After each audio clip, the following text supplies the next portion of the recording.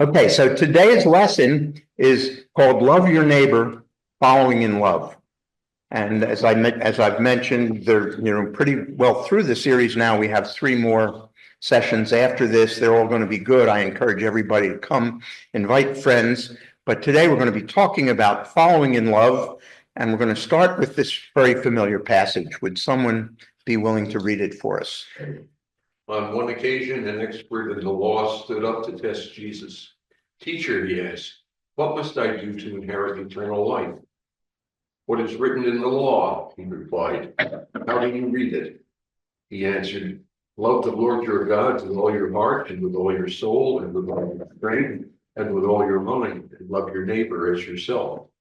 "You have answered correctly," Jesus replied. "Do this and you will live." Thanks, Roger. So what that section pulls together are 2 verses from the Old Testament. The first one is from Deuteronomy, and it is a very important verse. It was a very important verse to the Jewish community at the time, and it still is. And it goes, "Love the Lord your God with all your heart and with all your soul and with all your strength." So love God. That's the first one. And then the second one that's quoted in that passage that Roger just read is from Leviticus. And that one says, "Do not seek revenge or bear a grudge against one of your people, but love your neighbor as yourself. I am the Lord." And that's from Leviticus 19. That command to love your neighbor is recorded at least once in the Old Testament and is quoted by Jesus in the gospel at least 5 times, and then referred to 3 more times in the New Testament epistles. So it's something that comes up over and over again. Love your neighbor, love your neighbor. And that's really what we're mostly going to be talking about today. So Jesus coupled those together pretty often. One example is the one we call the Great Commandment, which is found in Mark chapter 12. And it reads, "To love him with all your heart, with all your understanding, and with all your strength, and to love your neighbor as yourself is more important than all burnt offerings and sacrifices." Those are from the gospel. And then similar language to that comes up. And I know that everybody who's sitting in this class is really familiar with all these passages. There's nothing new to you here. It occurs in Mark 12.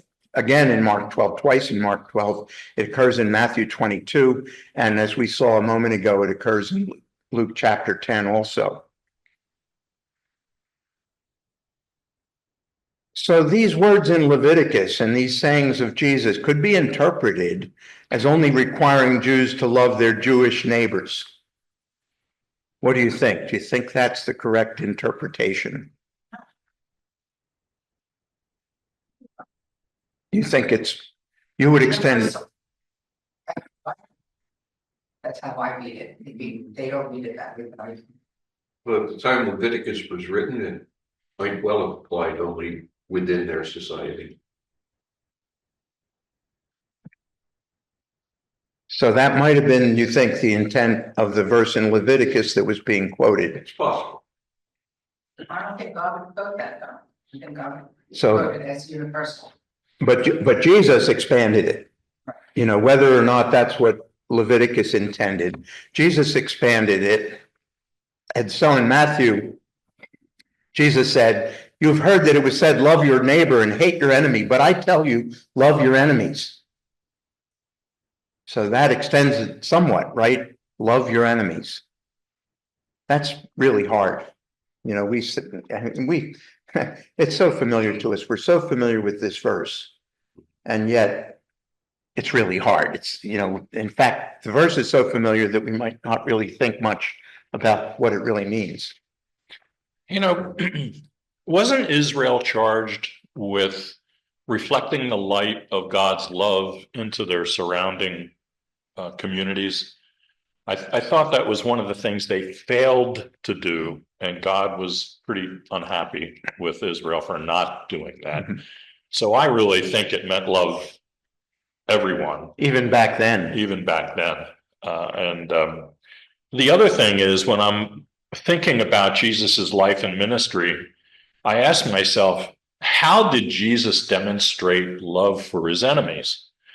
And when he dines with, tax collectors and sinners, they were God's enemies because they did not, behave in a way that pleased God. And Jesus sat with them and ate with them and spoke to them. And I think that's how he demonstrated love for God's enemies. Mhm. I think that just dawned on me. Yeah, that's going to be the main theme of next week's lesson too.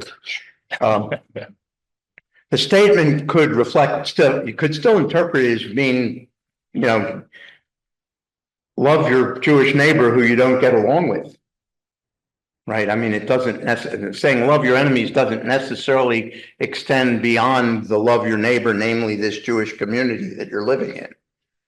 Okay, but Jesus didn't stop with that either. The passage from Luke 10 that we started with, and I didn't have you read the entire passage, which is fairly long actually. Okay, but the next thing that happens after the part that Roger read for us is that scribe who was asking the question in the first place says, okay, you said love your neighbor. Well, who's my neighbor? And that's where the parable of the Good Samaritan occurs. Okay, sometimes we forget the context when we hear the parable of the Good Samaritan, and it's really interesting because I think that the parable of the Good Samaritan might be the most well-known Bible passage of all. In the secular community, the term Good Samaritan still has meaning. You can watch the news. They don't refer to Christianity much on the news at all, but they'll say a Good Samaritan stopped to help this person. So that's become part of our language, part of our culture, part of our understanding. And the Good Samaritan, keep in mind, was a Samaritan. Okay, not a Jew, not part of the Jewish community. If you recall, the Jewish men had to travel to Jerusalem 4 times a year for different holidays. And Jesus living, if you can picture a map of Israel with the Sea of Galilee sort of in the north and the Dead Sea sort of in the south with the Jordan River going between them, and Jerusalem down there by the Dead Sea and Galilee up there by the Sea of Galilee. Jesus lived up there in the north and he had to travel south on foot 4 times a year. Many Jewish people would go across to the west, come down on go across to the east, come down on the east side of the Jordan River, and then come back west again to get to Jerusalem in order to avoid going through the West Bank. Okay, the West Bank of the Jordan, which was Samaria. So many Jews would avoid going through Samaria in order to get to Jerusalem. But Jesus didn't do that, at least not all the time, because like on one occasion, he stopped at the well and met the Samaritan woman there. Okay, so Jesus had a different attitude towards the Samaritans than most Jews did. And here he uses this parable of the Good Samaritan. He's holding up the Samaritan. And I always say this, and I think, the West Bank of the Jordan is now Palestine. Okay, it was Samaria in Jesus's time, but sort of a similar situation because it was inhabited by these other people that the Jews didn't like. And now it's inhabited by Palestinians. Think about the parable of the Good Samaritan, only substitute Palestinian for Samaritan in there. Okay, and then you would, I think, better understand what that parable is really saying in today's world. Okay, so the parable of the Good Samaritan follows this question of love your neighbor. Who's my neighbor? The Samaritans, the Palestinians. Love the Palestinians. Okay, that's what makes it a tough act to follow Jesus. I mean, it's, Jesus is putting it out there in ways that we're not accustomed to. And I'm not sure what that scribe or Pharisee would have made of the parable of the Good Samaritan. When he asked who was my neighbor, and it turns out it was the Samaritan, what he would have made of that.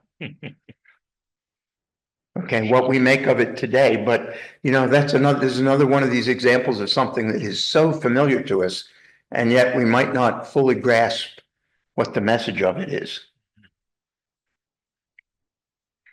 So we know the parable, we know the Samaritans weren't Jews, we know that they were despised by the Jews, and Jesus concluded the parable with this question: which of these three do you think remember, it was the priest, the Levite, and then the Samaritan.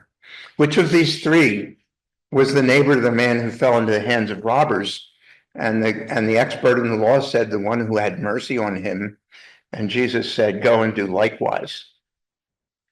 Now that go and do likewise sort of flips it around, right? Because it's the Samaritan was the one that helped the person. So now he's telling the Pharisee, go and help people, just like that Samaritan did. But the implication is that he should go and help everyone. Go and help others. You would help a Samaritan, just like that Samaritan helped the Jew. Okay, so from this we can infer that imperative to love in the great commandment to love your neighbor implies action. You can't just walk by the guy lying on the street and ignore him like the Pharisee and the Levite did, or the priest and the Levite did. You need to act. You need to that love for our neighbor, that love for the other, that love for the enemy needs to be exhibited in action. And we can also infer that it extends to foreigners and enemies. In other words, as Tony said in the beginning of the class, it extends to everyone. So there's nothing easy about this. And here I am saying all these words, and I can't claim that I live up to it either. I mean, we're all flawed human beings, and we all fall short. And we thank God for the gift of forgiveness that He gives us. But still, the goal is to love everyone, and to exhibit that love even to people who are unlovable. And this is really difficult. Yeah, I'm thinking of the man who's beat up by robbers. But then there are the addicts on the streets of Kensington. Right. And we tend to deal with that by avoiding it. Yes. Just like the priest and the Levite, right? Well, at least they were in proximity and didn't do anything. We avoided by not getting in proximity. Hmm. Well, okay, so I have to confess that on Thursday I went to a Philadelphia Orchestra concert, and Betty and I were walking along the street, and we were entering a restaurant, and right there by the door of the restaurant were two people sitting on the sidewalk looking for money, and we walked right past them. So I do the same thing, and I feel guilty about it now when I think back on that. But it's pretty common for us to act that way, isn't it? Mm-hmm. At our giant supermarket on County Line Road, I was leaving, after shopping, and there was a young girl holding up a sign that said, I need help. And, I rolled down the window and I helped her, and I went on my way. Next day, or, maybe a few days later, really, I did that again, and she was out with a sign, I need help. And I didn't help her. It was the same gal. Mm-hmm. And I thought, geez, I wonder if this is some kind of a scam. And so over the weeks, I have seen her getting dropped off by a vehicle and carrying her sign to sit and wait. And I have a hard time loving and giving when I feel like I might be being taken advantage of. When you stopped to help her, did you say what kind of help she needed? No, I didn't ask her. I didn't ask her what kind of help she needed, but I knew she needed money because that's what she was asking for, and I just gave her the money. I didn't engage in conversation with her. Hey, Russ, I had to ask Heather Rice about this, and the answer is there's no real answer. And the reason I brought up with her, so Matthew's in college, and he goes with his friend to Costco. There's always a person sitting on this, just like he described, in front of the Costco with the sign. His friend gives $20, Matthew just doesn't do anything. On the way home, friends lecturing Matthew. You're not, you say Christian, you're not a Christian, all this. Matthew said instead, he's thinking, F you, buddy. I spent 4 or 5 summers tutoring down Whosoever Gospel Mission, but I'm not gonna brag about that. But he was really annoyed, so he asked me, so I asked Heather. And she says, he can't win. If your philosophy is these people are just gonna go out and buy the next dose of heroin or something, support whosoever or something like that. If you think the opposite, then maybe, you know, these pastors even talk about that somewhere recently. One of the dinners, maybe, you know, it's your intentionality. I'm giving, I can't judge. So she says either way, in her mind, it's acceptable. And no, it's Heather Rice saying that. Well, It's fine, but you know what, one time I had an experience like that. I was going to a shopping center and this woman had a little kid with her, and I felt so bad, so I gave her money. And the next day, or a couple days later, a week, I don't remember exactly how long, but I saw her there and she's talking with this man coming out of the car, and I thought to myself, I don't know, maybe they still need the money now. I'm gonna clear my conscience, I gave her. But I got very cautious, so when there was a man standing by the door, and instead of giving him money, I asked him, I says, can I get you something to eat? Because at least I know he's gonna eat it. And maybe that would be a solution rather than saying, you know, here's money, because you kind of think, well, are they gonna use it for something bad? And, you know, that's on them, but still, I would like to see them fill their stomach up first. Well, even if they're not using it for something bad, are they doing this because they're too lazy to go out and earn money? Oh, that's true, so I didn't think, I just thought of them eating and stuff. I know somebody makes that a practice. A lot of times, the person says, not just give me money. But once or twice, the guy, something will say, okay, and we go to like the Midtown Dive or something that's downtown. And sit and eat with the guy. I had a place in there to make sandwiches, so I went in boiling. And I asked them what kind of drink they wanted, you know, I just felt bad, I don't want anybody to just go hungry. Mhm. That's sad to me, you know, but I don't wanna see them drinking it either with booze and or doing drugs, you know. But you never yeah, know. I mean, the problem is that we tend to generalize about people. Okay, and form opinions without any facts to go with it. And you can't, I've been taken advantage of a number of times, but you know, that I found out I was being taken advantage of. But at the same time, I'd rather, you know, I walked past the guy on Thursday night, I will say, you know, so can't claim to be good at this, but I do think that it's better to err on the side of helping somebody who might not need it than not help somebody who does. So anyway, let's move on here. So here are some statements from Lowry, okay, that pertain to this issue of who should we love, how should we love them, and I'm going to put them up one at a time and allow some conversation about each one. So this one reads, acting from the kind of love that loves enemies provides a foundation for all forms of loving. This love moves beyond tribe and kin to see people in need throughout our diverse humanity. It feeds the hungry, gives a cup of water to the thirsty, clothes the naked, and visits the sick and imprisoned. Do you think that's the kind of love that Christians are supposed to exhibit? Jesus says so. It doesn't mention enemies. This paragraph doesn't mention enemies, no, but it mentions a lot of things. There's more. Yeah, I mean, it mentions enemies at the top, but not in the examples. I mean, I find it relatively easy to pray for enemies, but to actually perform acts of love toward them is another matter. But you know what, I heard a story of, somebody who was during World War II. And they were fighting the enemies, and this one soldier saw this enemy laying there really badly hurt. And he took him aside and pulled him to safety. Now that's hard to do when they're shooting at you and, you know. But there are people in this world that are like that.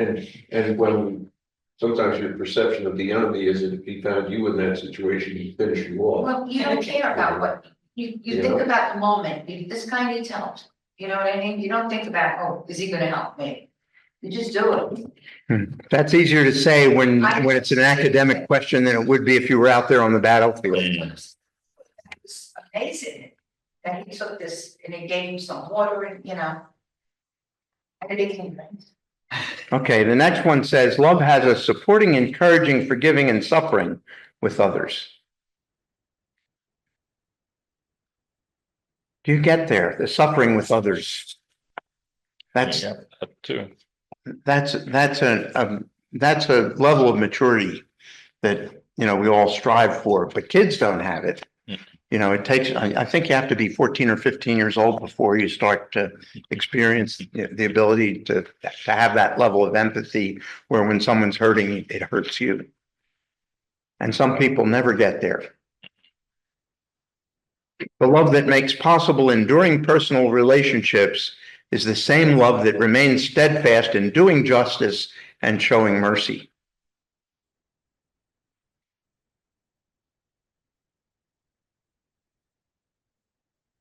So Lowry is contending that, you know, if we're able to achieve that love for other people to the extent where you really want to see justice, where you really show mercy to people that need help, that is going to help with your own relationships with everybody, not just those people. Let me go off track. I'm thinking Tip O'Neill and Ronald Reagan. Right. Nowadays they'd be enemies, but they were good friends and lunch buddies. There's a lot of examples like that. Scalia and Ginsburg, yeah. Well, you can disagree with someone without being an enemy of them. Well, you could, not nowadays. It's harder. Yeah, they were opponents, but they weren't enemies. Yeah. Love does not judge others. It discerns, but it does not pass judgment. And that's I guess where I have my biggest problem, because I do tend to be judgmental. You know, but Lowry says love should overcome that tendency for judgment. Well, you discern and hopefully you understand the situation, but then you have to make a decision. And that's going to be a judgment, regardless of which way you decide. Taking your example of passing by the panhandlers on your way into the restaurant. Yeah, I'm not sure I agree with that. I mean, you know, I wasn't judging those panhandlers. I didn't. You made a decision. I made a decision not to give them any money, but it wasn't like I thought, oh, you just are a thief and I'm not going to give you money. I didn't process it to that extent. So here's another story from the scripture, another familiar one. Would someone like to read this one to us? A woman whose little daughter was possessed by an evil spirit came and fell at his feet. The woman was a Greek, born in Syrian Phoenicia. She begged Jesus to drive the demon out of her daughter. First, let the children eat all they want, he told her, for it is not right to take the children's bread and toss it to their dogs. Yes, Lord, she replied, but even the dogs under the table eat the children's crumbs. Then he told her, for such a reply you may go. The demon has left your daughter. She went home and found her child lying on the bed, and the demon was gone. Okay, so here we're talking about a Syrophoenician woman. That's a Greek woman, not a Jew at all, not a follower of any of the Jewish teachings, and yet she comes to Christ. And here's the interesting thing. His response is, it's not right to take the children's bread and toss it to their dogs. That doesn't really seem like a Very Christ-like response. Why would Jesus say that? Was he calling the woman a dog?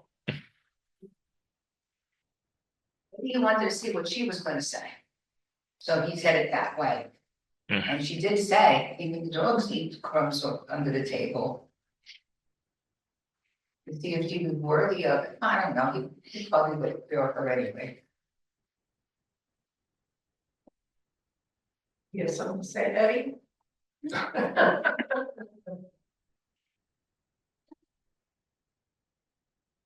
I take it as if there was you were in a home and you had an abundance of food and the kids, the bread that was given to the kids, made them full, then they handed it to the dog, you know? But the mother's right too, because anybody that knows how sloppy kids are, the dogs really have a feast under the table. Yeah, that's not exactly the question I'm asking though, because in this parable, he's using this analogy of this woman being like the dog trying to eat the kid's scraps.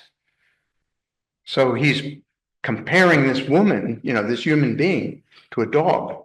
That seemed, and of course the Jews thought of Gentiles in that way. I see her as a dog. But I always see things different, so don't pay attention. Most pay attention. Yeah. I may want to complicate this a little further. Okay. So, If indeed, as sociologists imagine that many of the people who heard Jesus were not very well to do, some of them were, but those who heard something like this, who have enough, barely enough each day to feed themselves and their children, in fact, foregoing nourishment for them so that the kids could eat, this would sound much different. We're assuming that they have enough food to eat and the children have enough food to eat. That would not have been the case for a lot of Jews under Roman pressure, especially if you didn't own land, in fact, you didn't own anything, you were basically a slave or indentured servant. And anything that you did really belonged to the master of the land.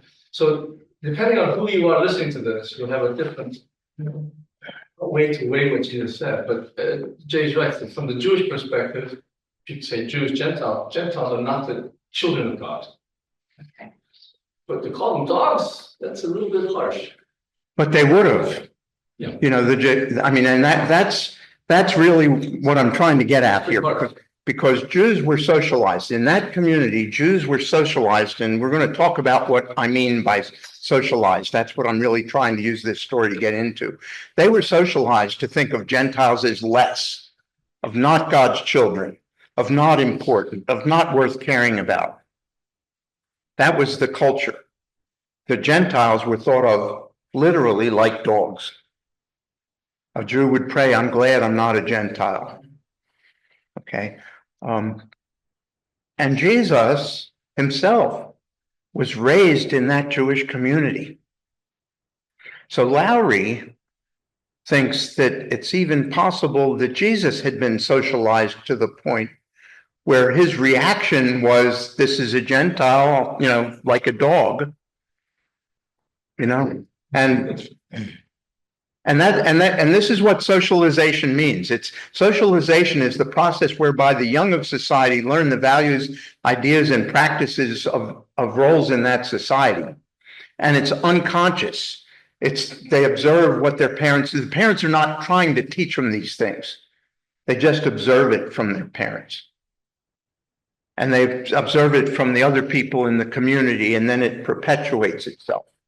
So here you had this community that for centuries had been viewing anyone that wasn't a Jew as less, of a lower class of human being, not our equal. Okay, and that had been socialized into the society in which Jesus was raised. So no one can answer this question. We do not know whether Jesus was trying to teach a lesson by saying that, or whether it was something he just blurted out because of the way he'd been socialized. No, I disagree. He's God. He's God, let's face it. But he's also human. He also is ready to say, let this cup be passed from me. He's also able to be tempted by the devil. Well, he was tempted. He had to think about things. He resisted the temptation. And here in this case, he resists that temptation also and changes his mind, or, turns it around. But the socialization process is very powerful, and the family is the primary agent of it without even knowing that they're doing it. It's true. So Lowry devotes a chunk of chapter 5, and I would urge you, if you have the book, to go and read chapter 5 then.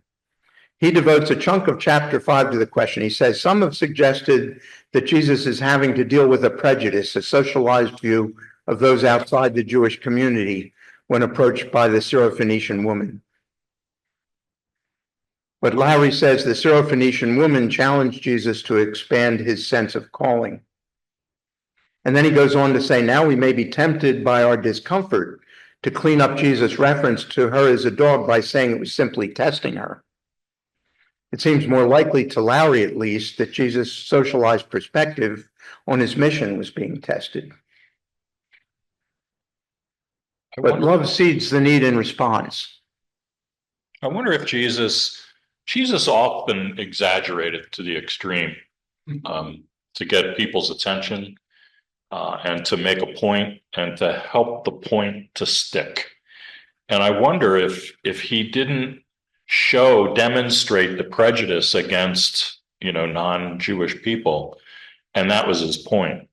By calling her a dog and saying what he said, he was exaggerating and bringing out the universal angst against Gentiles. That seems to me to be more like Jesus than thinking he was just automatically reflexively responding to something that he had been socially conditioned to do. Mm-hmm. Well, it doesn't really matter because the society was socialized in that way.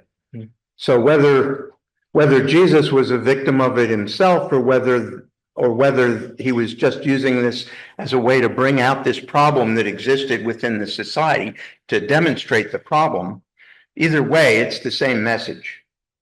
Okay, people thought of these Gentiles as dogs, and Jesus turns around and heals the daughter anyway. Okay, so Jesus basically embraces this Gentile woman despite the overwhelming prejudice that existed against those Gentiles in that community. So what about us? Do we have any socialized biases like that? Absolutely. I just very feel good with just that one thing you said. Jesus actually not discriminate about Gentile or whatever. I'm thinking people 2,000 or 3,000 years ago, the discrimination or the socialization, because the economy of people are not living as a good life. Now we have abundant food, everything. But with the economy go better, we living better, our discrimination, our respect, all the education level also huge increase compared to 2,000 years ago. Do we get people getting kinder, more tolerance, more respectful, less discriminating? I see that trend. Or maybe it can be worse in certain situations, but I think in general, the more education, the better, more food. I think, 3,000 years ago, whatever says in the Bible, call whatever the dog, but maybe not mean as bad, I guess. This is actually a debate out there, and there's overwhelming evidence in some eyes that just take 2024. Humanity has been more humane than ever before in history. Laws, programs, money.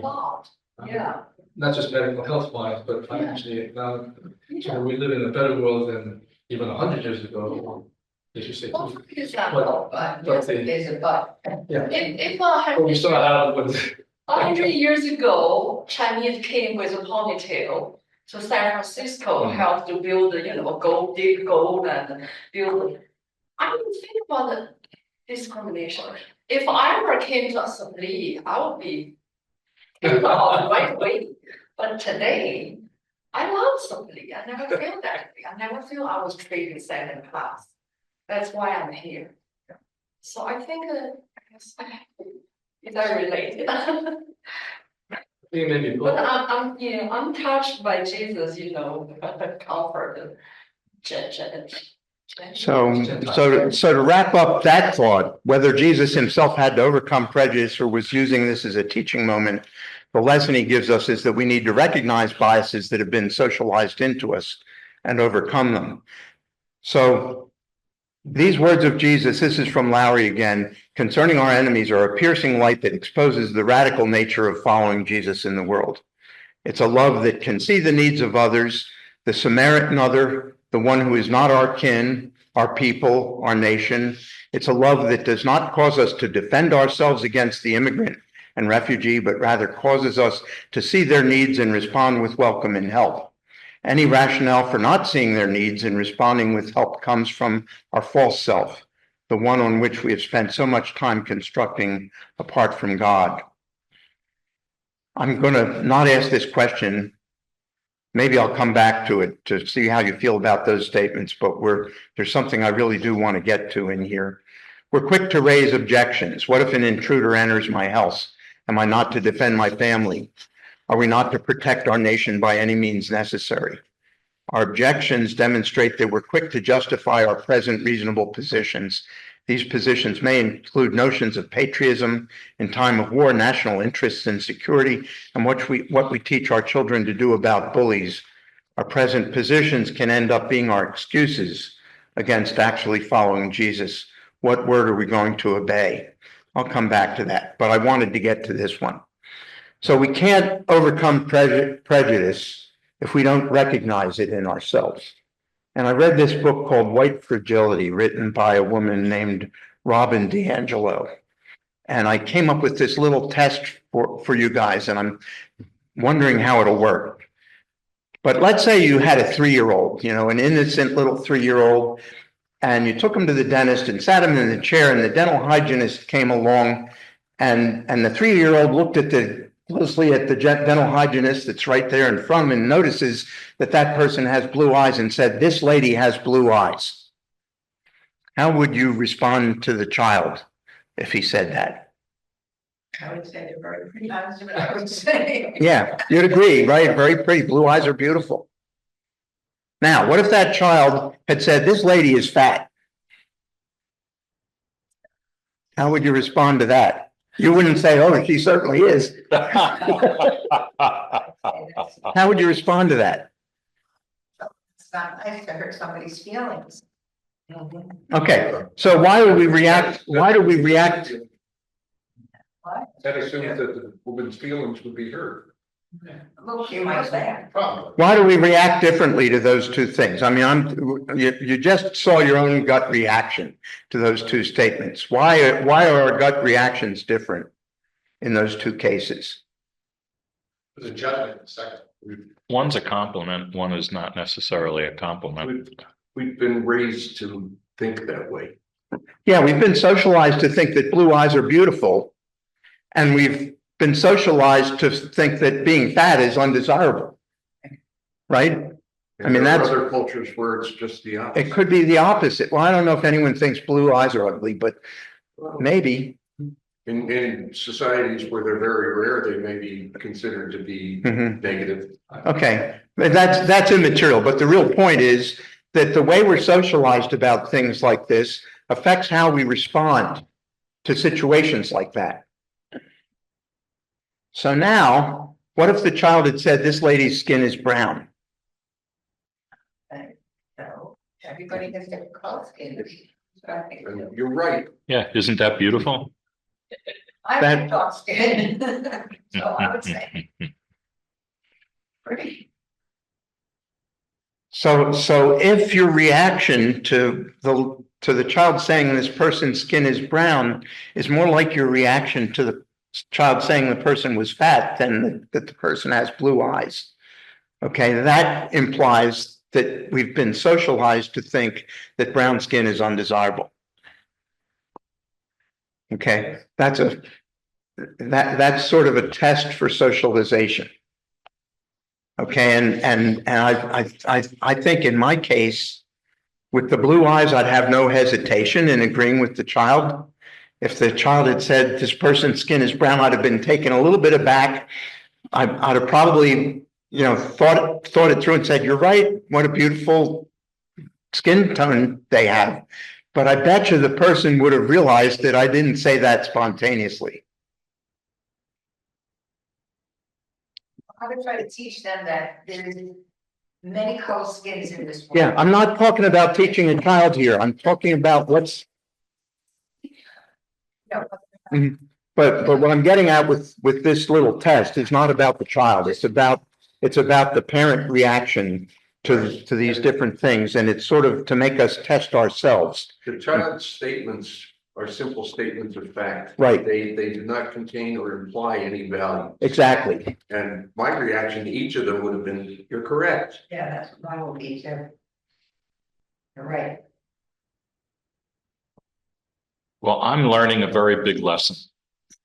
I'll confess this story to you briefly. I was taking care of my grandchildren, and they had all their playmates from the neighborhood over. And so I was just enjoying watching them play. And one of the children came up to me and said, "You're fat." I did not say, "You're right." I just said, "Oh, well, thank you very much. That's very kind of you to say." Maybe a minute or two later, he looked at me and he said, "Your teeth are yellow." And, I just didn't say anything. I was hard pressed to even respond to that. So, we're playing and he's being kind of he's not playing nice with my grandchildren. And he said something else to me and I just said, "Who taught you to be so rude?" When I told my wife, she went nuts. "You can't say that to a little child," So all the rest of the week I was like, well, what the heck was going on with me that I had to put this little child in its place, So this is not easy stuff. But the fact that it happened has made me contemplate my behavior and really go to the Lord with it. Like, well, how do I do this better next time, Lord? So I hope that was relevant. And part of that kid's socialization was that it's okay to insult people.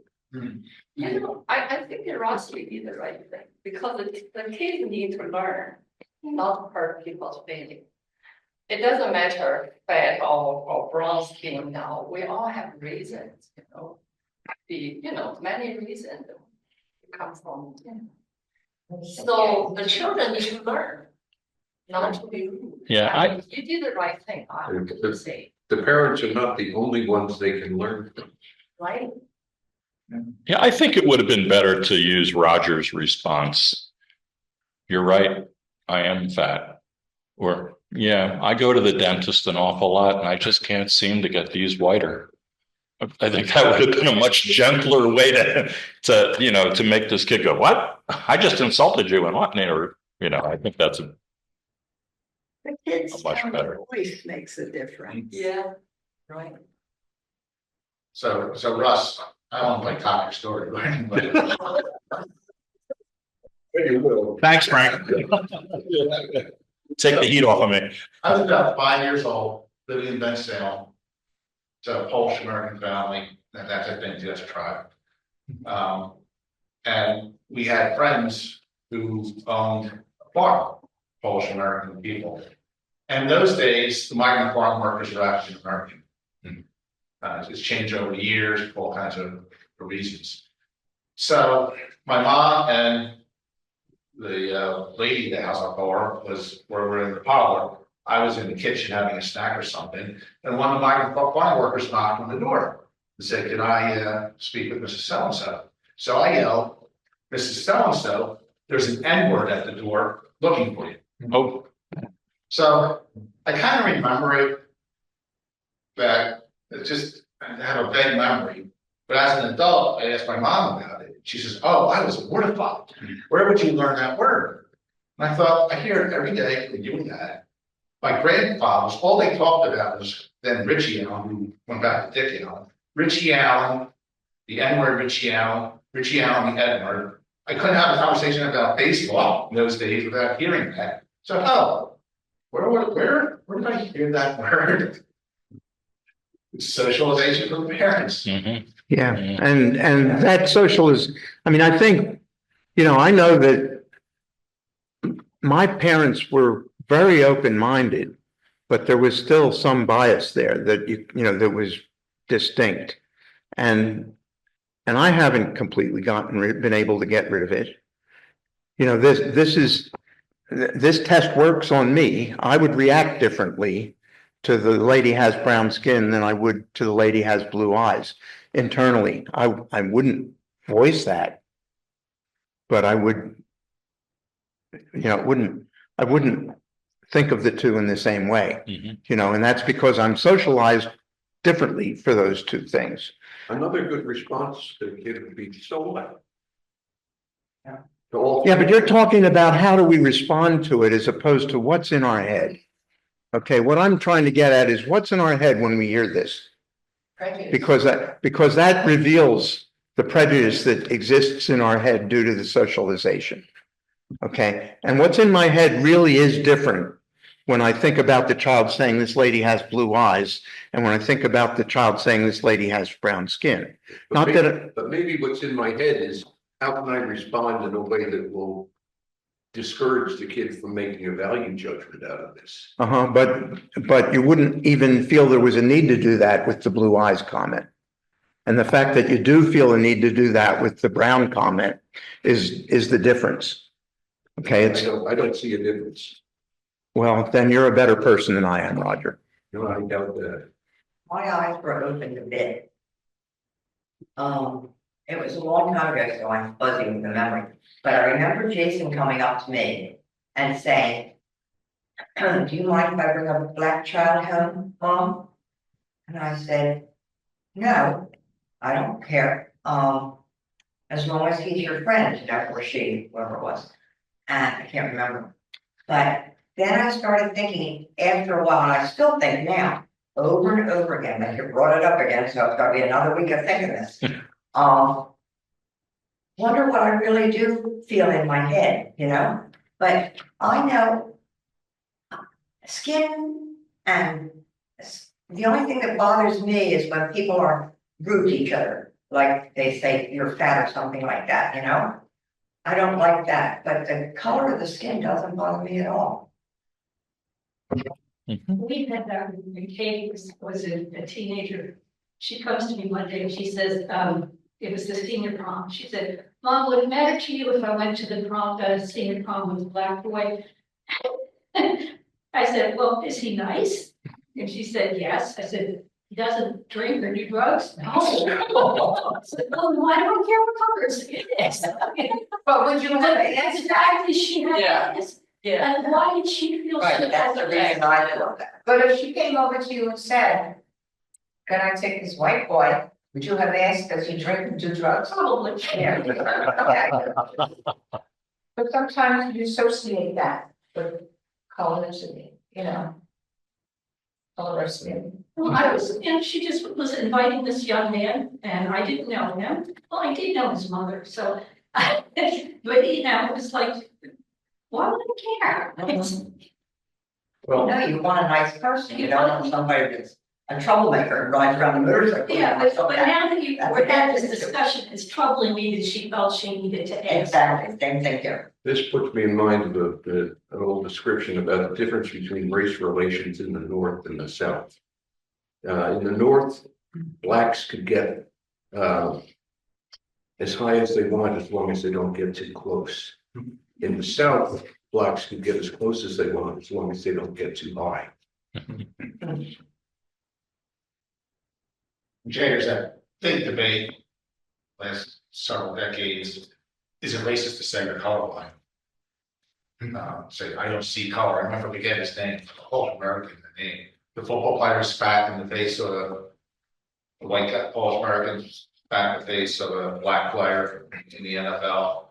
And became a big topic. And he said, I don't care, I'm colorblind. And a lot of black people say, by saying you're colorblind, you don't recognize my 300-year history. You only recognize your own. So that's a big debate. We try to be empathetic, I guess, and loving the best we can.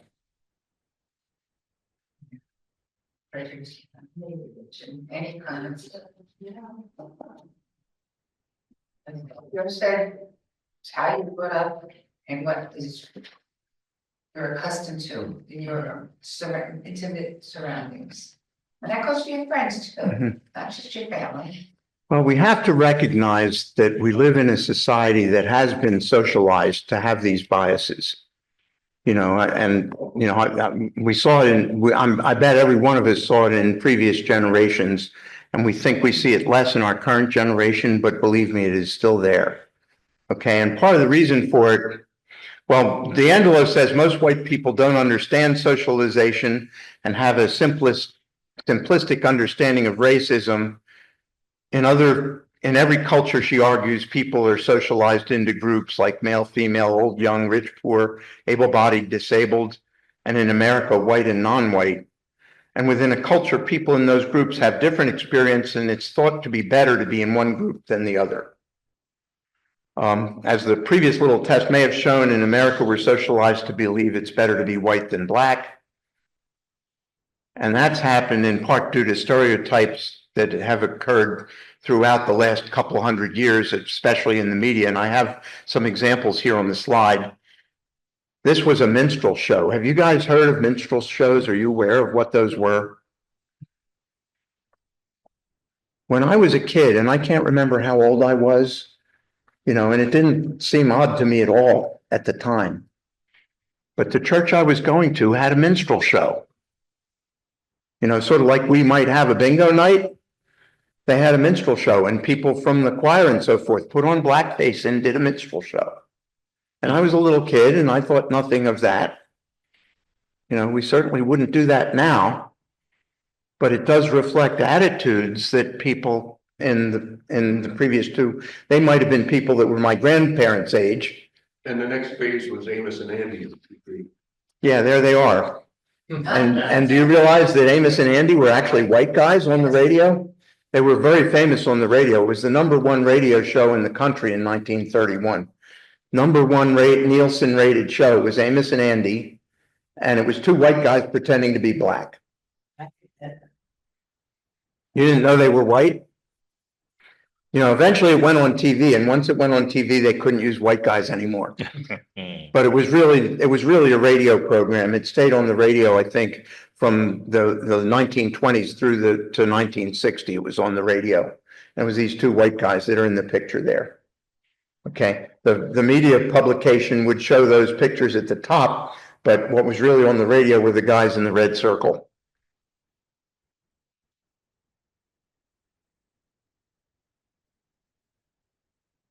I love Looney Tunes, but Native Americans were often depicted as violent and stupid.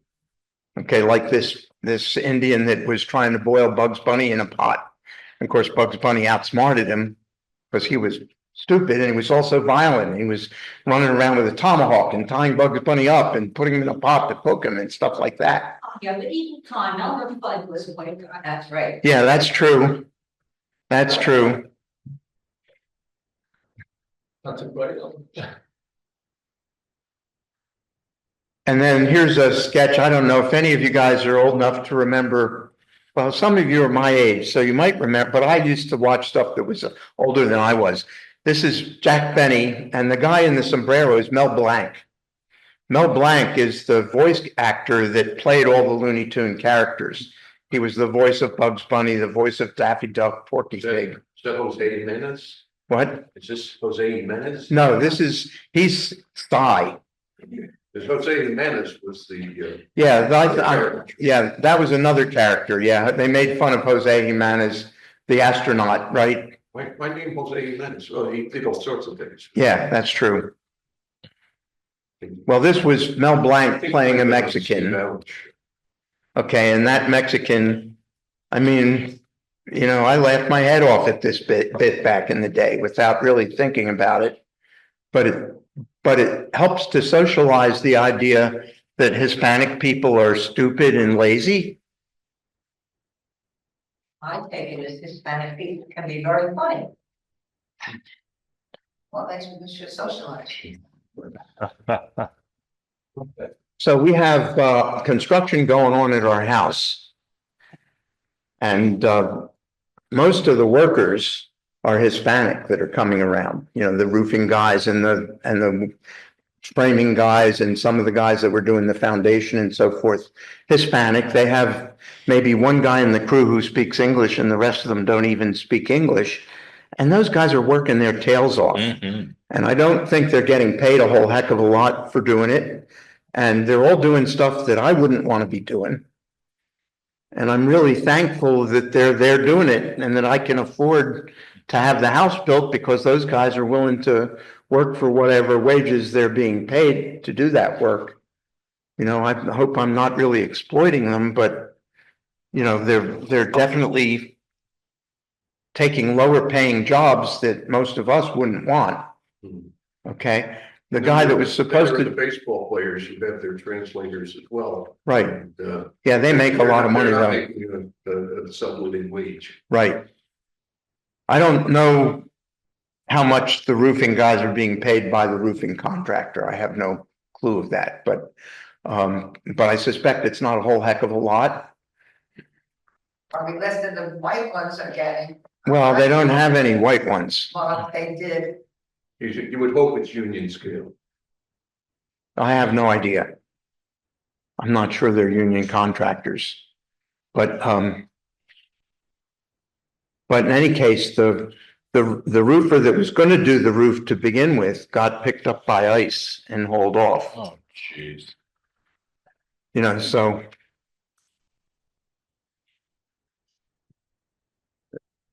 I'm upset by that, and you know, I think that we have this total, you know, we're being deliberately socialized to believe that these people are inferior and they're criminals and that they need to be deported, and it's really frustrating me that we live in this world. So anyway, D'Angelo says that we might understand racist as referring to mean people who intentionally dislike others because of their race. And we believe that's immoral, and none of us wants to be thinking of ourselves as racist. But she doesn't agree with that definition of racism. She insists that racial socialization is embedded in our culture, and unless we recognize it, we are never going to get rid of it.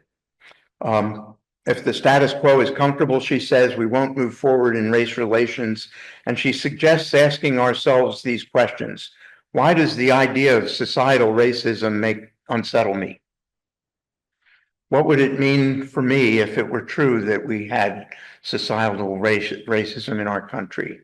How does that lens change my understanding of racial dynamics? How can that unease help reveal the unexplained assumptions I've been making?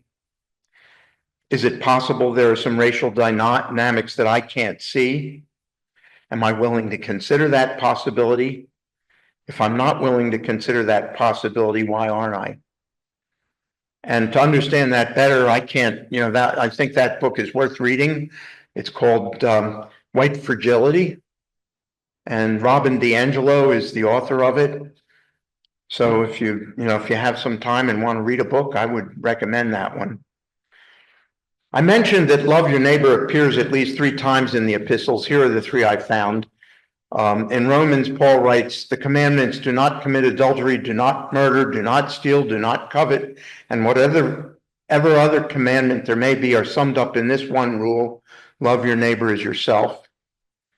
In Galatians, he wrote, the entire law is summed up in a single command: love your neighbor as yourself. James wrote, if you keep the royal law found in Scripture, love your neighbor as yourself, you are doing right. So we have it on good authority from James, Paul, and Jesus, who said we must love our neighbor, and that means loving everyone, even the unlovable, and putting that love into action. So let's have someone read this last part. This is the familiar love chapter from 1 Corinthians. If I speak in the tongues of men and of angels, but have not love, I am only a resounding gong or a clanging cymbal.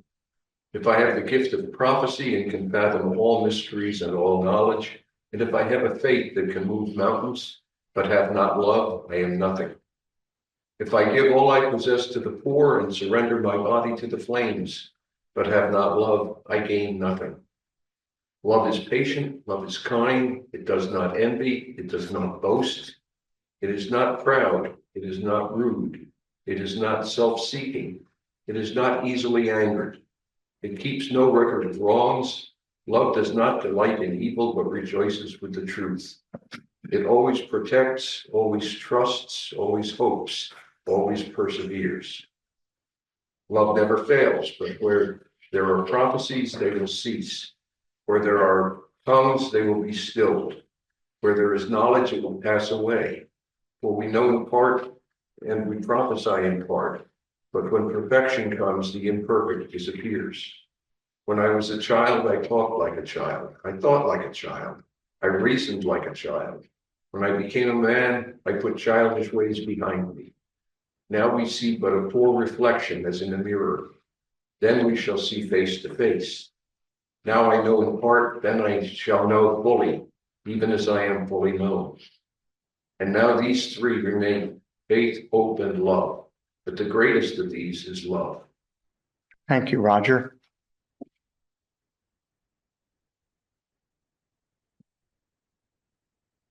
So that concludes the lesson for today. I certainly invite you to come next week. I'm excited about the one we have for next week on following in fellowship.